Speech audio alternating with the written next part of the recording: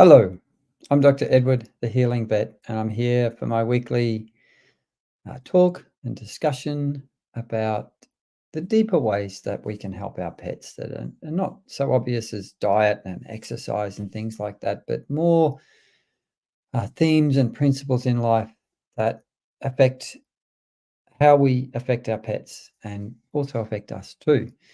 And the themes for this week that I'm talking about are will and kindness.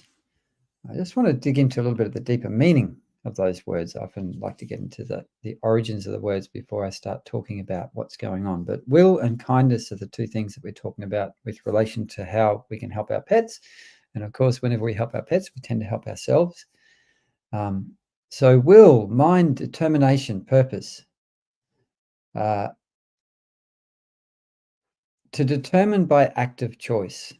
So, will for me implies our volition, when we choose to do things and then make them happen, in other words. And kindness, um, friendly, deliberately doing good to others is what the deeper meaning and older meanings of kindness are. Um, benign, compassionate, loving, full of tenderness. So, we're generally going to be kind to our pets because we love our pets and our pets love us.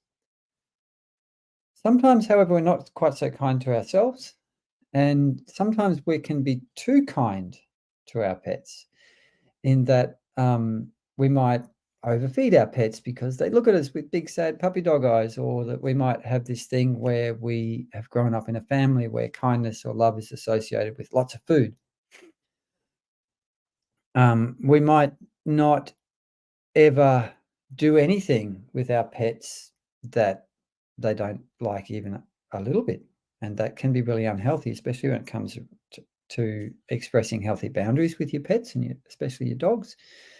And when it comes to teaching our pets how to behave and interact with socially with other animals and with humans in a way that is nourishing um, and a good thing for all sides of the equation. I have a lot of people who come to see me with animals whose relationship with their animals is very loving, and there's a lot of kindness, but there's no clear boundaries. And that is really unhealthy for the animals. And nearly always these animals are anxious and uncertain of where they fit in the world, or perhaps trying to take over and run the situation, which is also stressful and unhealthy for your animals. So this is where this concept of will comes in. How can we express our will in a healthy and kind way in our own lives for ourselves? Because it takes you have to exercise and your will if you want to be healthy. You have to do things like exercising, which is uncomfortable. You have to not eat certain kinds of things like chocolate, which I have a real weakness for. And then you've got to not do something that you like doing because you know that you're going to get benefits down the track. And I think this is another thing with exercising your will, is that you do things that might be a little bit uncomfortable or a little bit hard because you know that because of doing them down the track, you're going to get benefits. Now, the more you do this with yourself, uh, the stronger your will gets. And one thing that I found is that one of the best ways to grow and exercise and strengthen your will so that it's healthy and you can apply it in your life to create healthy habits, to move yourself towards healthier states of being, to make the best choices that you can in your life, is to regularly do things that are a little bit uncomfortable but healthy. Exercise falls into this category. Maybe having a cold shower at the end of your shower, fasting until lunchtime several days a week, or doing longer fasts, things like this. All of these things are things that make your will stronger, and the stronger your will is, the more you can then use it to create a healthy life for you. And the more you create a healthy life for you, the more you create a healthy life for your pets, because the healthier and happier you are, the healthier and happier your pets are. Your pets are intimately affected by your inner state of health, in terms of how your consciousness is, and your outer state of health, because if you're healthy, you can then be there for your pets in a way that's much more important.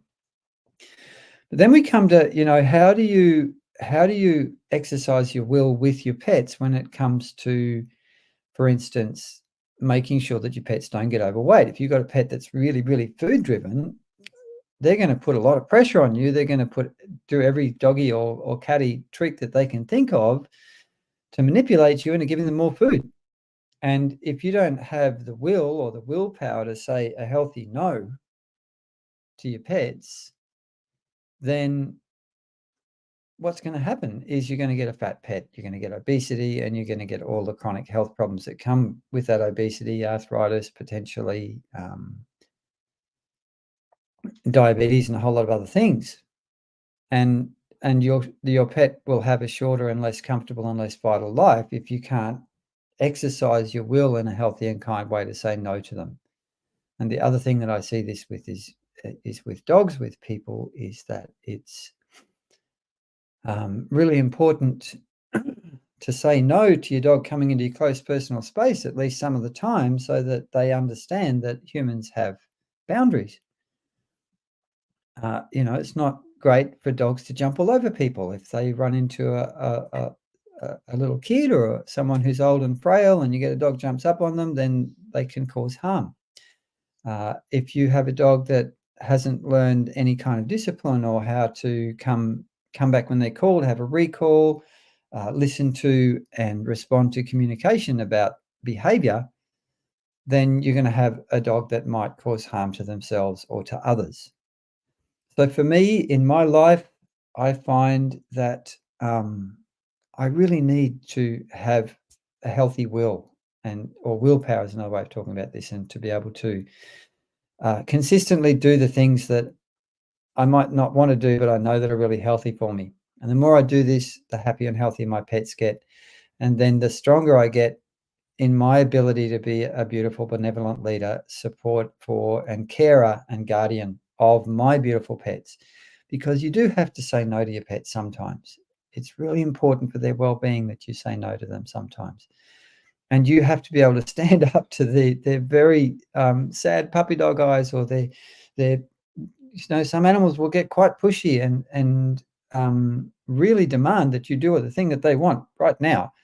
And a lot of humans tend to be less determined than their pets, to not have the willpower to stand up to their pets in a healthy way. And everyone loses when that happens.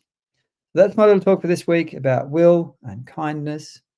I think the other really important thing about exercising your will in the world is to be kind as you do it. If you're going to create healthy boundaries with your pets or with other humans, you don't need to be aggressive and unpleasant about it. You can be kind in expressing your power in the world. So thanks so much for listening to me. I'll see you next week. Goodbye for now. Have a beautiful week with your pets, and please give them a pat for me.